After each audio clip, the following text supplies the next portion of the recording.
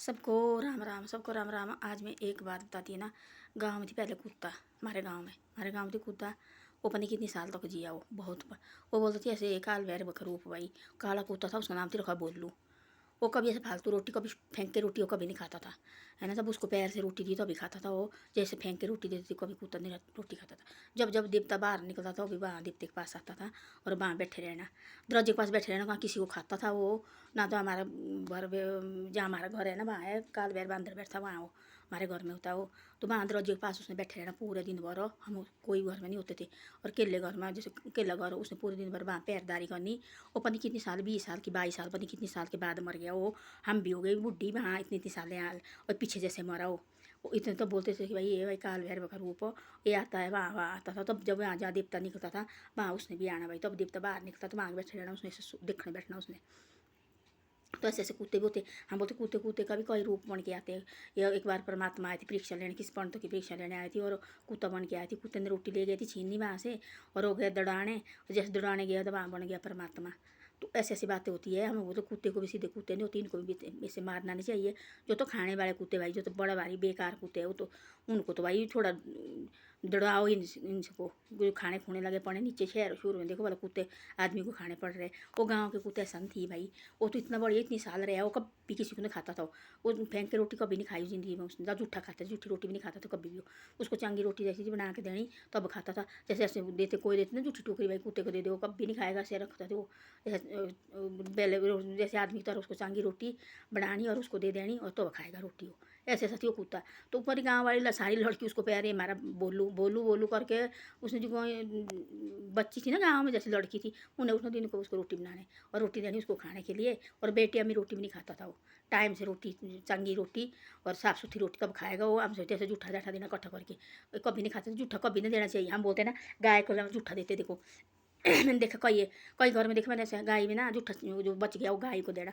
वही जूठा हम खुद खा रहे हैं, जो गाय से दूध निकलता है उसको हम खाओ वाला किसी का जूठा अच्छा लगता। कोई जूठा कभी नहीं देना चाहिए गाय को, पशु पक्षियों किसी को नहीं देना चाहिए जूठा भाई।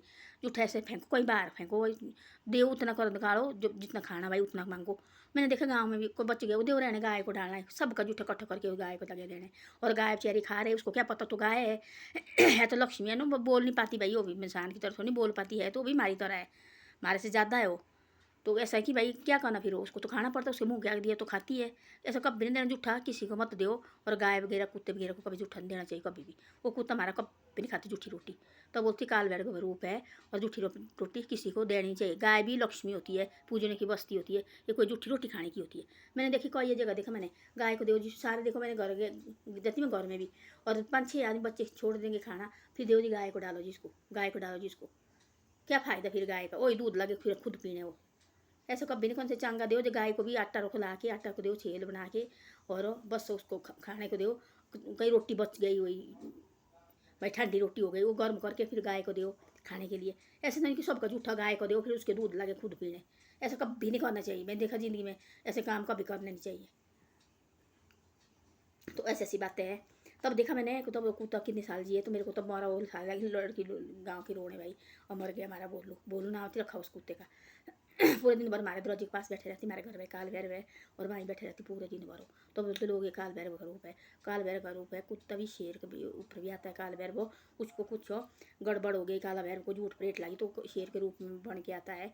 मैं कई बार बताया भी, पीछे थी एक बार हमारी मेरी सास लगती टब्बर के, और बोले ना आई नहीं है, आई हुई अपनी दूसरी लेडीज बाहर बैठती हो, आई हुई ना अंदर सीधी ना आई हुई है नहीं। और अंदर उसको लगा घर के साथ दिखने शेर आ गया।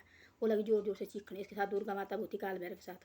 वो लगी जोर जोर से चीखने, जोर जोर से चीखने, भाई यहाँ देखो शेर आ गया। उन्हें बोला हम तो देखा नहीं, कहाँ आए, बोले इधर आया। उसको लगा सिर्फ दिखने, उससे कान पकड़े। आज तो पूरे गाँव वाले बोलते हो ना हो भाई पहले साफ सुथरा। उसके बाद 3-4 दिन मारे नहीं जाते गाँव घर में, दिखते घर में कौन जाता है। तो ऐसी ऐसी बातें होती है। तो भैया आजकल लोग कहाँ मानते हैं, लोग बोलते नहीं जी कुछ नहीं है, कुछ नहीं है जी, क्या है कुछ नहीं है, देखना मतलब नई पीढ़ी तब तो ऐसे लगा ओढ़े मंदिर में लगे जाने, कुछ नहीं होता जी। और जो कुछ मंदिर में ले जाना ऐसे नहीं होता। पहले के ज़माने के लेडीज, वो भी तो लेडीज थी ना, तुम्हारी तरह लेडीज थी वो, उनकी थी बच्चे, उनकी फैमिली वाली। तो ऐसे भैया थोड़ा अपना भी रखना पड़ता है साफ किताब। तो ऐसी ऐसी बातें हैं। तब मैंने देखे तब गाँव में कभी जूठा गाय को नहीं देना चाहिए, कभी ज़िंदगी भर गाय को जूठा मत दो। ये मैंने पहले बोल दिया, जो गाय का हम जूठा देंगे और ज़िंदगी भर पछताएंगे हम।